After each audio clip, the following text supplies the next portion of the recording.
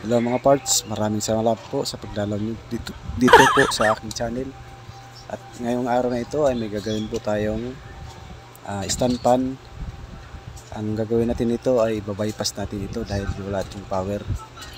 Ang nakikita nyo ngayon ay tapos ko na po yung ginawa. Babypass natin ito sa pinakamadaling paraan na hindi tayo kakabahan at hindi natin kailangan isaksak. Mamagitan lang ng tester ay malalaman natin ang tamang ikot nito. Kaya ano pang hinihintay natin? Umpisahan na natin to mga parts.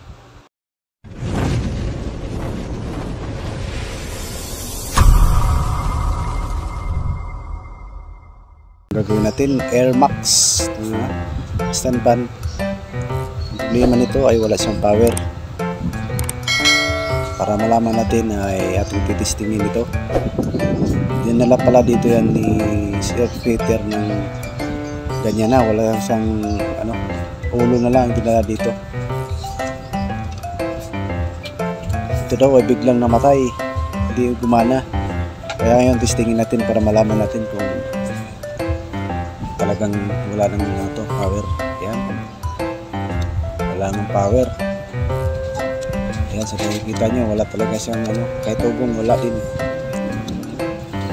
Yan, kaya titesterin natin para makita talaga. Ayan, wala. Talagang walang power. Ayan, bubuksan muna natin ito.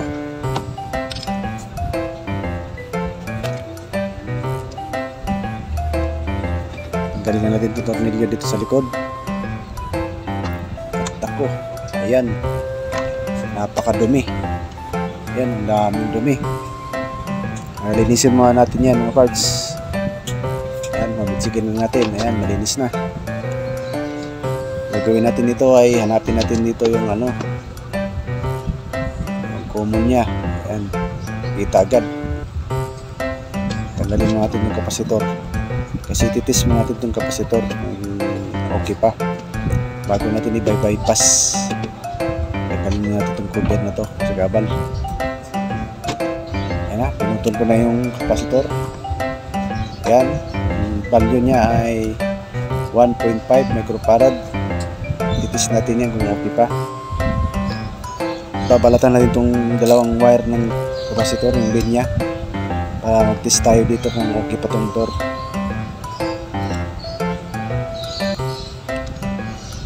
Ayan, titis na natin.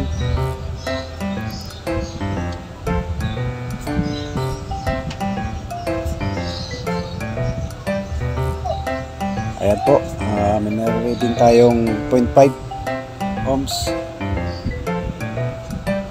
Ayan, good pa ang motor.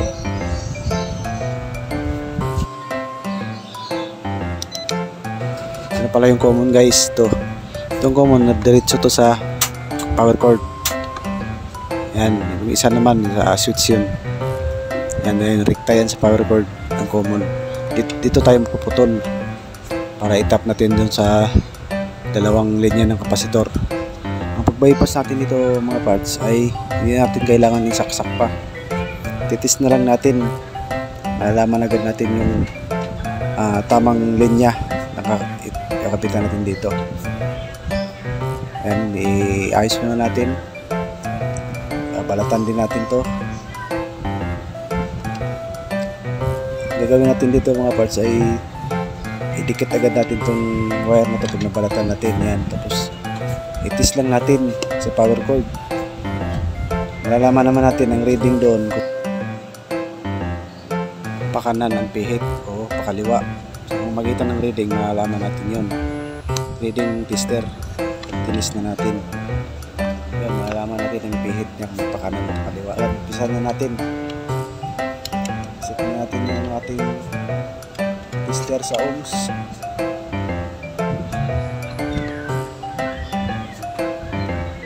Ayan. Ayan, ano na. Ayan, 368 ohms. 310. Pagka-off. 400.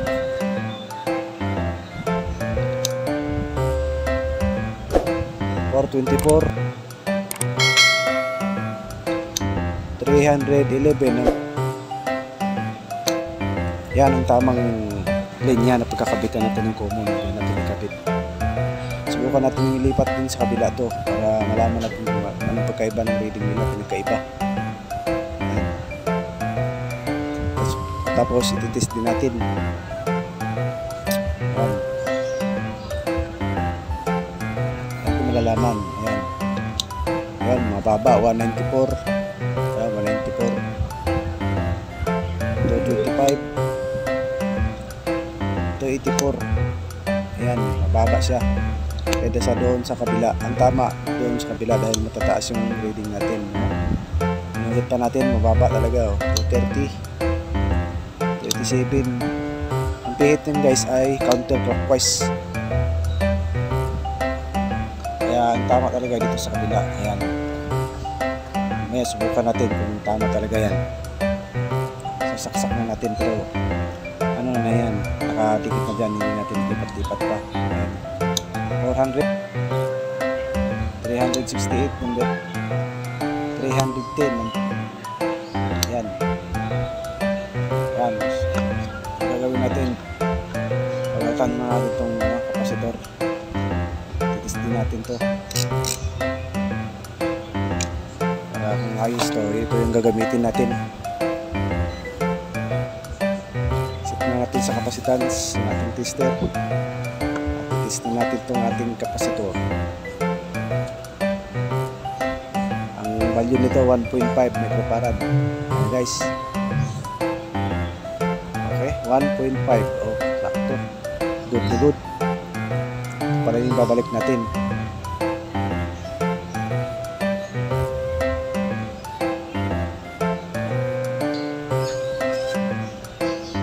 Okay, nakakabit na. Lagyan na natin yung masintip. Pagsamantala. Ayan, saksak na natin. Tingnan nyo natin ang pihit kung tama na.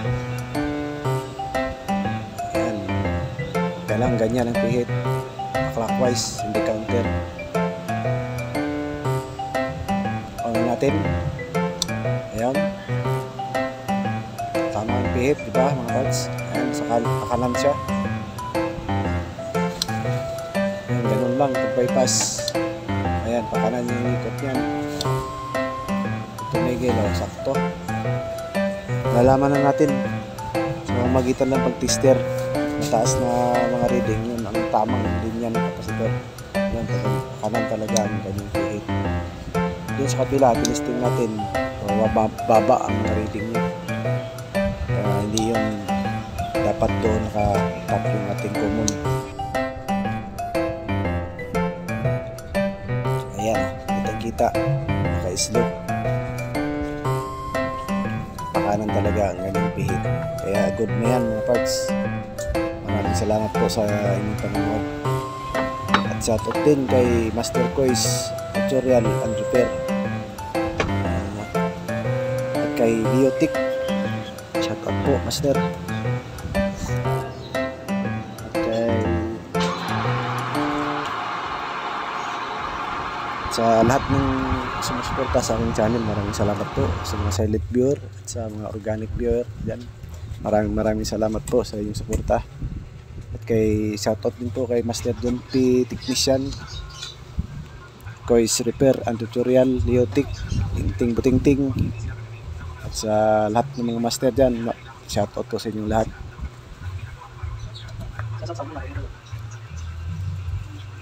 Ayan na guys, babalik na natin yung kanyang cover na lagyan ko ng modem sa motor. Nakakabit na. Ito ko na bituhan. Tapos testing natin, saksak natin, saka switch on natin. Ayan mga parts, maraming salamat po sa panonood. Ayan na, gana na siya. Patuloy na, nabuhay natin siya.